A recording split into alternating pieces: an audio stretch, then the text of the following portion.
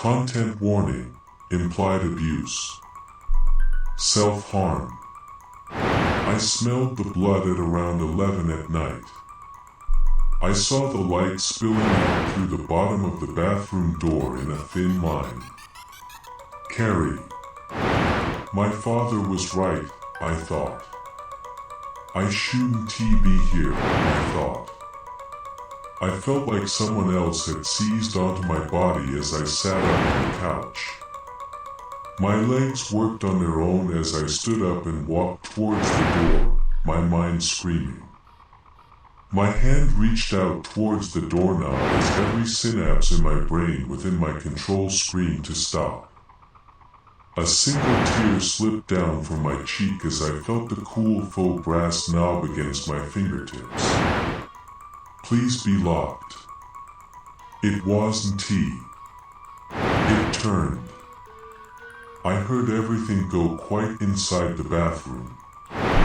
The hinges shrieked as the door opened. Slowly beyond the wooden confines of the door, I could see clear the picture of the dimly lit, cramped apartment bathroom. Carrie was sitting in there, razor in hand, horizontal marks up and down her arms. Blood dripped from her forearm. My heart sank. I stepped in. What are you doing here? Why didn't you knock?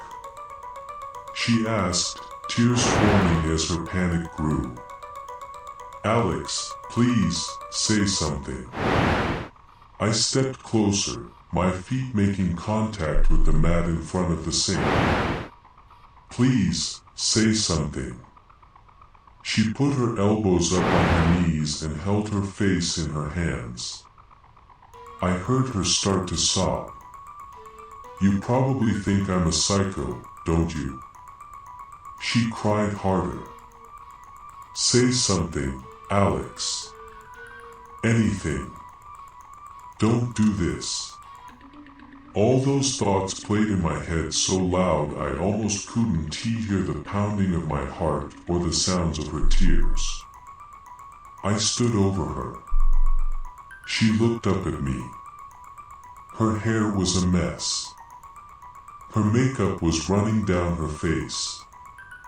The hunger was immense. The blood made my mouth water, but there was something else beginning to build in me. Something far stronger. I loomed over her and sunk down, wrapping myself around her. Don't touch me. She screamed. I could feel her pulse, her heart racing. Blood, fresh blood pumping in her veins. The other feeling grew stronger. I'm sorry, I said. I'm sorry. I didn't know what else to do. You aren't a psycho, or a freak, or anything else that you want to call yourself, so don't ever say that. I felt her arms around me. I'm sorry I never noticed how much you were hurting, I said. I felt the blood on her arms soak into my shirt.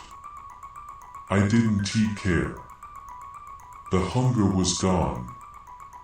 I held her for a while, letting her cry in my arms. Eventually she wiped her tears as we moved to the living room couch. I wasn't really sure what to say, or if I should say anything. I didn't have to, because she started. You are the first person since my mom died who has been nice to me. Dad treated me like shit. Mark well she didn't expand on that, and I didn't press. She could tell me when she wanted to, if at all. I figured he had something to do with why she disliked being touched. I wanted to kill him. Could I go back again if I did kill him? I wondered. I saw Mom die, she said. I never told anyone. They wouldn't believe me, I'm sure. I think that messed me up more than anything either of them did. I leaned in and listened close. "I'm sorry. Did you want to talk about it? I don't know if you'd believe me." Her voice was a little shaky. "I think my capacity for doubt has long been non-existent at this point," I said, which I could not qualify with the fact that I was a vampire about to hunt down another vampire who participated in the 100 Years' War in the 15th century. There wasn't much anyone could tell me that would be too fantastical to believe. I was looking out the window during first period. The sun still hadn't reached up over the buildings, so shadows were falling between the counselor's office building and the main building. I forgot my lunch in the car. I could see Mom walking down the sidewalk with my lunchbox in her hand. I saw someone come out from the shadow of the corner of the building. He was wearing a hoodie. His hands were in his pockets. He jumped on her and she started to hyperventilate. "It's okay, you don't have to finish." "No, I need someone to hear this." He bit her, Alex. He fucking bit her. She started crying. I was hesitant to ask her what the man looked like, but did anyway. Under the shade of the school. His hood had fallen, so she got a good look at him. I had expected Renault, but the details of his hair, of his stubble, of his eyes. It was my dad. I stared at her for a moment. "You don't believe me, do you?" she said, tears forming once more. "I believe you," I said to her. "I've got a story of my own that I don't know if you'll believe." So, I told her. I told her everything. She sat there, listening. I could see her face shift from horror, to sorrow, to sympathy. I told her who I thought killed her mother. She looked confused, but I think she understood. When I finished, we stared at each other for a minute.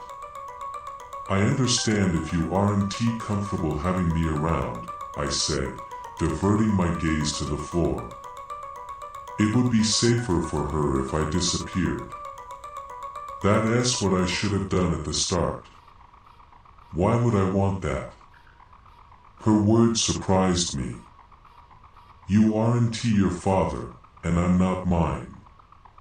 Alex, I need you here." I looked up and saw her. She was looking at me in a way that I was totally unaccustomed to. I felt her hand touch mine, her fingers wrapping around my palm. "There's one more thing I need to tell you," I said, unable to look at her. "I'm going to kill that old man tonight. I don't know if you'll see me again." Her eyebrows tilted as she squeezed my hand tighter.